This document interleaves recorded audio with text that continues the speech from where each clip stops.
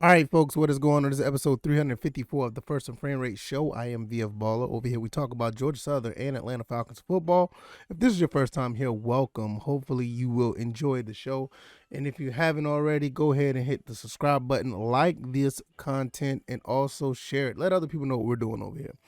Today, we're going to talk about a new era of Falcons football. This is going to be episode 354. If you don't know by now, new era of Falcons football, it definitely could be a generational shift. If you look at the guys that are on the screen, if you're watching this on YouTube or Rumble, you see that there's a couple of quarterback tandems that I'm going to talk about shortly. If you're not listening on the visual platforms, you're listening on audio, I welcome you and I thank you. And if you don't know anything about that, you can find me on Apple, Spotify, Google, Stitcher, and Anchor. So all those areas of the podcast, you can find me over there, or basically your favorite podcast platform, where you can listen to this on a daily basis. Let's go ahead and get into this new era of Falcons football. This is a generational, a real generational shift as a fan base. If you have kids that are under the age of 10, I think 10 is a good look. So if you have kids or you have a niece or a nephew that are into football like that, and you want to get them into football, or if they're into football and they really don't understand what has happened with the whole Matt Ryan or the Michael Vick, or even you can even go back and say Chris Chandler situation when they were quarterbacks for the Falcons.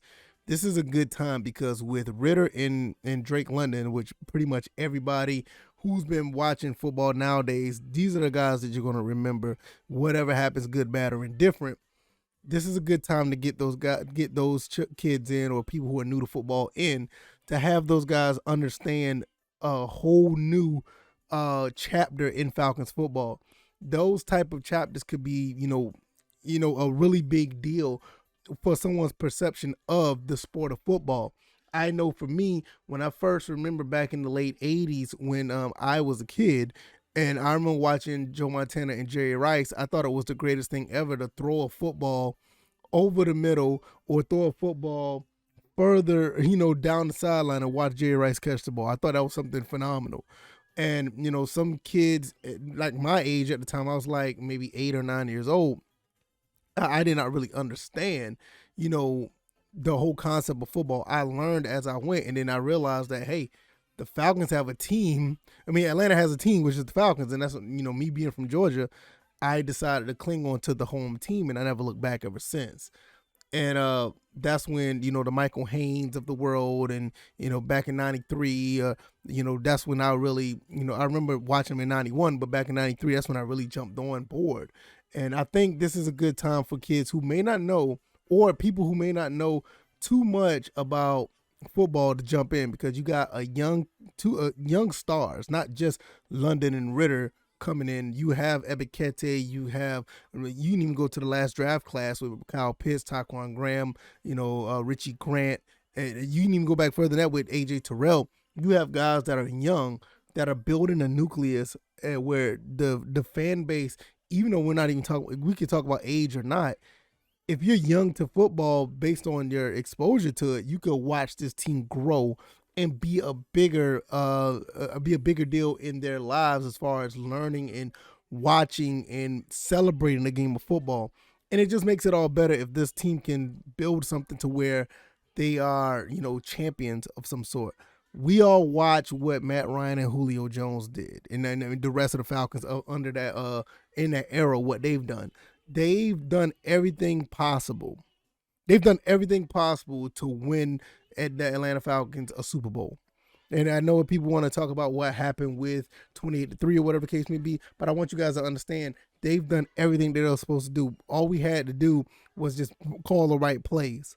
Yes, it goes deeper than that, but that's the basic, on the surface gist of everything. Just call the right plays. Atlanta has a Super Bowl ring.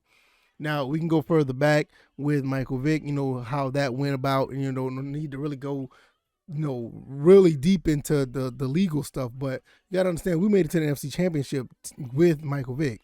So we were a game away, basically 2 games away of winning the Super Bowl.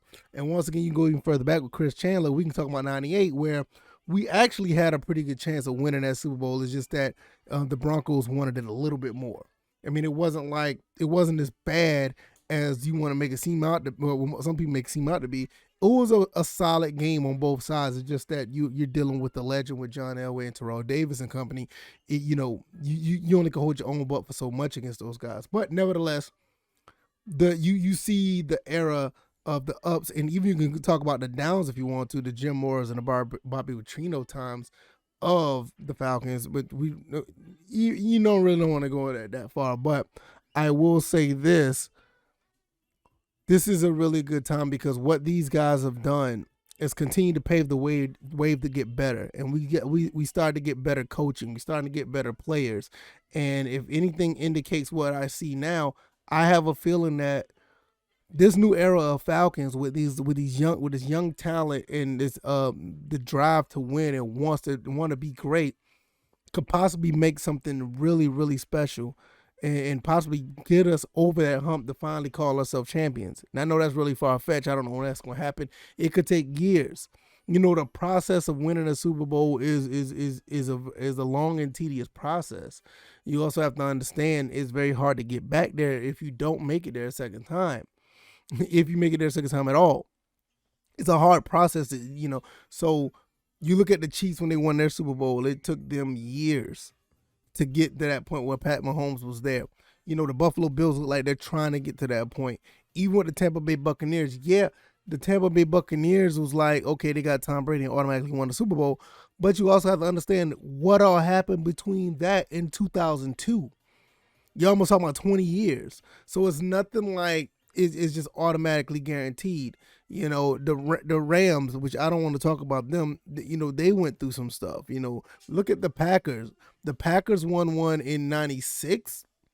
Then they turned, I think it was 96. Yeah, 96 they won. They turned back around and won in 2010. Man, that was 14, 15 years. And as good as Aaron Rodgers is and as good as that team, but they haven't been back since.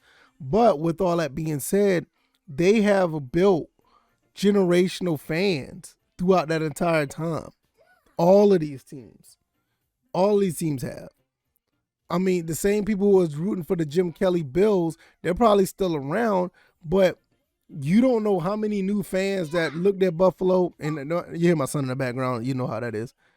You don't know how it was after those 4 Super Bowl losses, and nobody really talked about the Bills pretty much until Marshawn Lynch got there for a while, and then he left.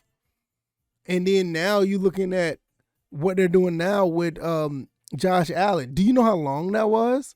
They went to 4 straight Super Bowls in the early 90s. You know what I'm saying? So they still haven't been to the Super Bowl, but you understand the generational, fans that have been turning over to actually be fans all of a sudden. So what I'm saying is, like, we already have an issue with the fan base. We already know how it is in the Falcons fan base. And that's fine. I get it. I'm not here to sit here and talk about that again. But when you're looking at the generations that come up, which, it is what it is, we all started somewhere. And unfortunately, the minority has the loudest voice. But the minority with the loudest voice can be ignored. And I think one thing about with people who are first coming into watching football, or first now getting into football, or they're young and new, they don't get into that. They always focus on the players. It's us, the older cats, that are actually listening to what other people say.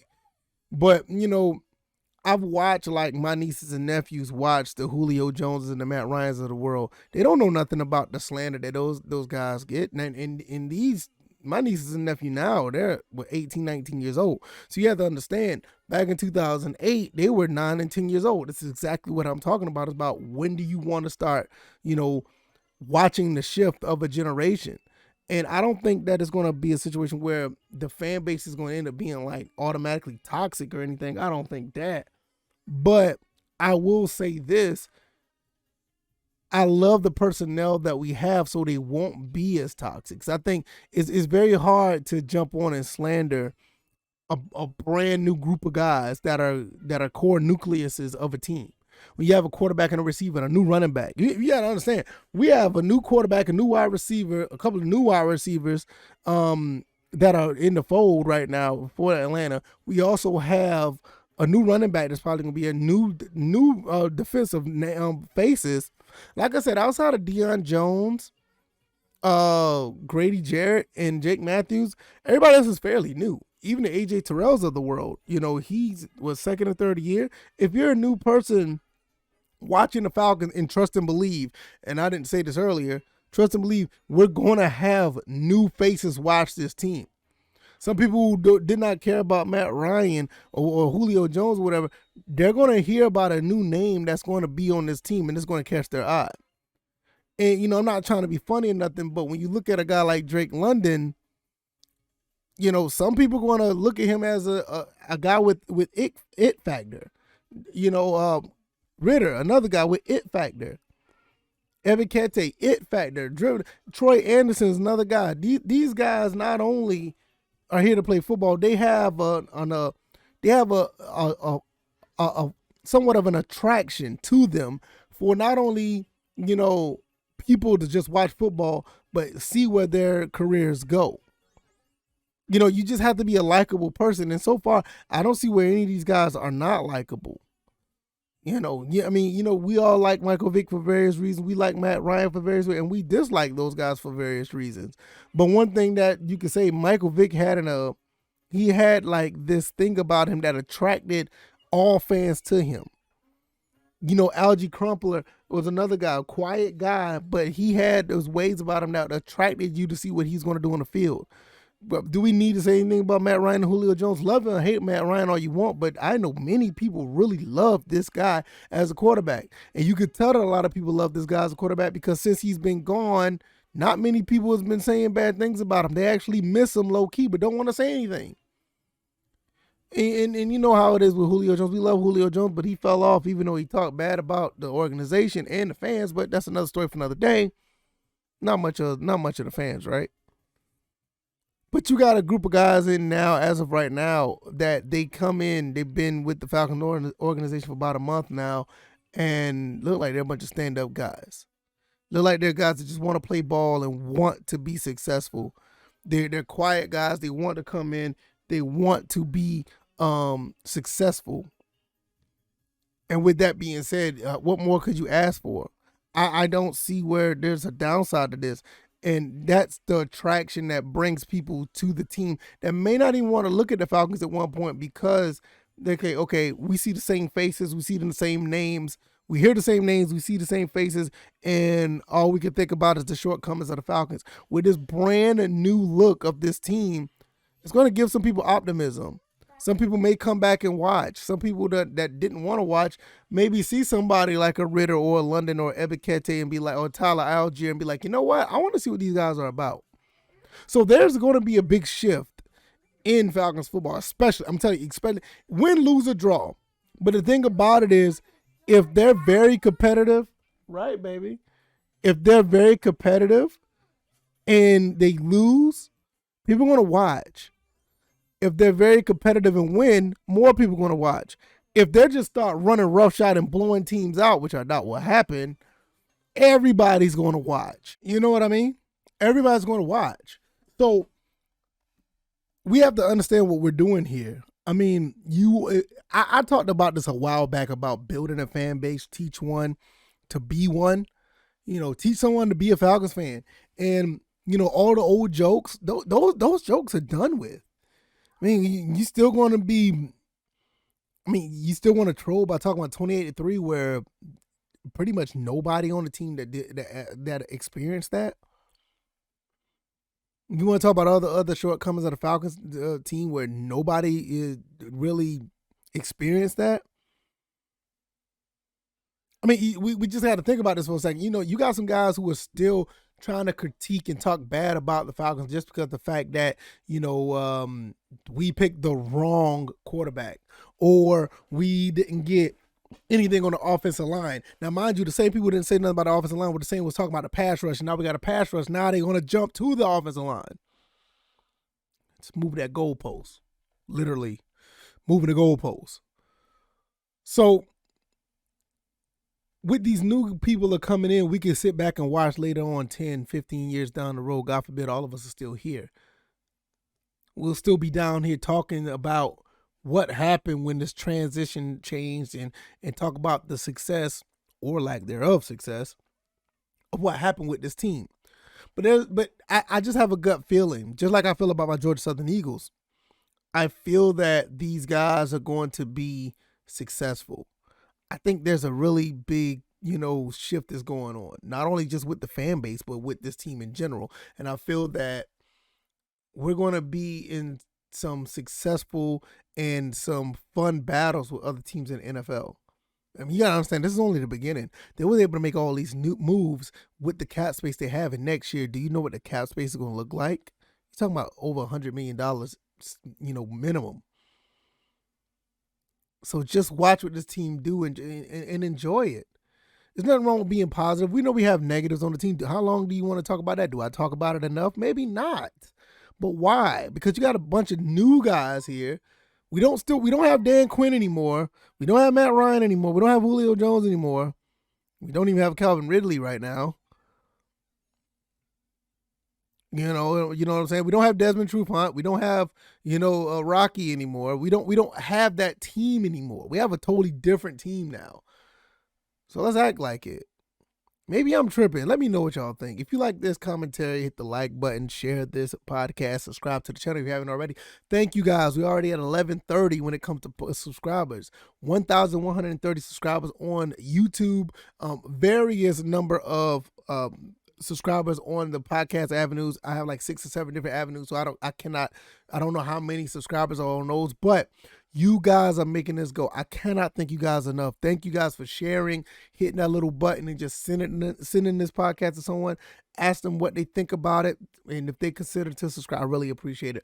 Thank you guys for the great comments in the comment section as well. You guys are great. You guys, I can't say enough. You guys are phenomenal. And without you guys, I wouldn't be here doing this because you guys make this go. Y'all really do. If you want to check out all the links down in the description, you can hit all my links. It shows you everything as far as donations and or just subscribing and sharing, helping this podcast grow. And it's just a beautiful thing, man. Like I said, I can't see where this is going. I can't see where it's going, but I got a feeling that it's going somewhere, and it's going to be something very positive. Shout out to Michael Vick and LG Crumpler. Shout out to Chris Chandler and Terrence Mathis. Everybody's under that umbrella. Thank you for Matt Ryan and Julio Jones. You guys did great, even though all the shortcomings that has happened. But we have a new era with Drake London and and Ritter. Desmond Ritter, and all these other guys, Arnold Ebiketie, Tyler Algier, we got a new era. So we're going to, follow that and see how it goes. I will see you guys on Tuesday. Thank you guys for watching once again. Thank you guys for listening once again. And I'll see you on the next one. Thank you guys. You guys take it easy. You guys be blessed. Peace.